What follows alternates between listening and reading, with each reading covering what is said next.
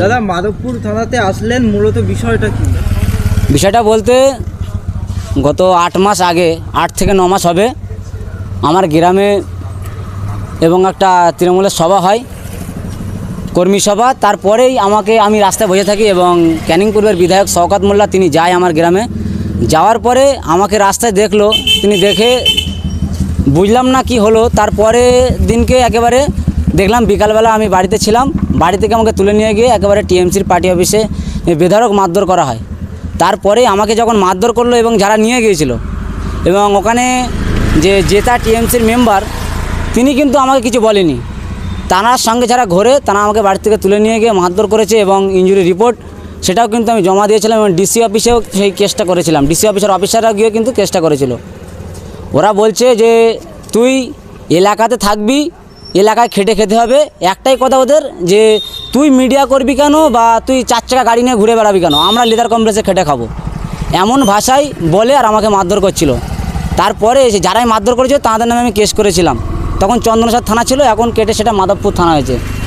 আজকে সেই কেসে জামিন দিতে আসলাম এবং আজকে ডিজিটাল মিডিয়ায় কাজ করতে গেলে খুব ভয়ের সঙ্গে বা আতঙ্কের সঙ্গে কাজ করতে হচ্ছে। দিনের পর দিন হয়তো ভাঙড়ে থানাটা বেড়ে উঠছে, কিন্তু সেই আতঙ্কই থেকে যাচ্ছে।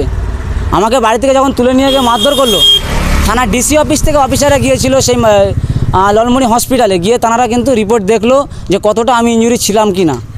সেই ইনজুরি রিপোর্ট আছে এবং যারা আমার নামে কেস করেছিল তাদের বউদেরকে নিয়ে আজকে বলতে লজ্জা লাগে। রমজান মাসে তাও বলছি যে আমার মায়ের বয়সের, আমার দাদির বয়সের তানাদেরকে দিয়ে মিথ্যা কেস দিয়েছে, ধর্ষণ কেসে ফাঁসানোর চেষ্টা করেছিল আমাকে। আজকে আপনাদের দুয়ায়, মা বাবার দুয়ায় আজকে আমি সেই কেসের জামিন নিয়ে মাধবপুর থানাতে সেই স্যালেন্ডার কপি আজকে জমা দিতে আসলাম। আজকে ভাবতে লজ্জা লাগছে কোন রাজ্যে বাস করছি। ন্যায্য খবর তুলে ধরার জন্য এইভাবে মিথ্যা কেসে আজকে জর্জরিত হতে হচ্ছে।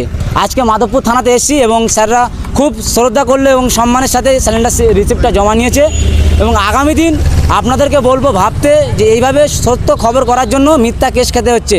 তারপরেও আপনাদের পাশ থেকে আমি কিন্তু নড়ে যাচ্ছি না।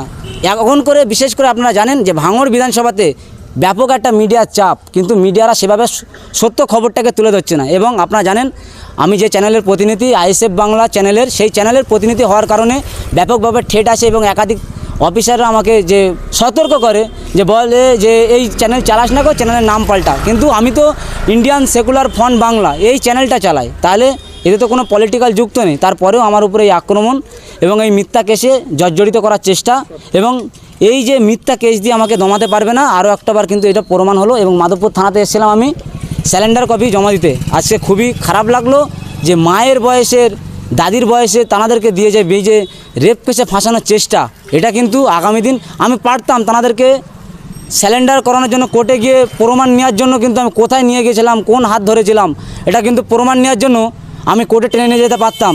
কিন্তু আমার গ্রামের আমি শওকত মোল্লা সাহেবকে বলবো, আপনি যদি এইভাবে মিথ্যা রাজনীতি করে যদি এই মিডিয়াদেরকে দমানোর চেষ্টা করেন, এটা পারবেন না। কেন আমি তো বলবো যে মেম্বার আছে টিএমসির ওখানে, তার বউকে দিয়ে আমার এই কেসটা করাননি কেন? তখন আমি প্রকাশ্যে করতাম তার নাম, এবং আমার এই যে ফাইলে কাগজ আছে যারা কেস করেছিল তাদের নামও আছে সেই ফাইলে, কিন্তু নামটা প্রকাশ করছি না কেন? তাদের মেয়ে জামাই যদি এই ভিডিওটা দেখে তারাও কিন্তু ঘৃণার চোখে দেখবে তাদের শাশুড়ি মাকে। ওই জন্য আমি শ্রদ্ধার চোখে দেখে, মায়ের চোখে দেখে তাদের আমি নামটাকে প্রকাশ করলাম না। কিন্তু আমার গ্রামে এইভাবে নোংরাভাবে রাজনীতি করার চেষ্টা করছে শওকত মোল্লা সাহেব এসে। আমাকে যখন টাকা দিয়ে কিনতে পারছে না, তখন এইভাবে মিথ্যা কেস দিয়ে জড়ানোর চেষ্টা করছে, কিন্তু দমাতে পারবে না। আগামী দিন 26শে বিধানসভা ভোটের আগে এই কিন্তু হকের প্রতি লড়াই থাকবে, এটা কিন্তু আপনাদেরকে জানিয়ে দিলাম মিডিয়ার মাধ্যমে। আপনার নাম?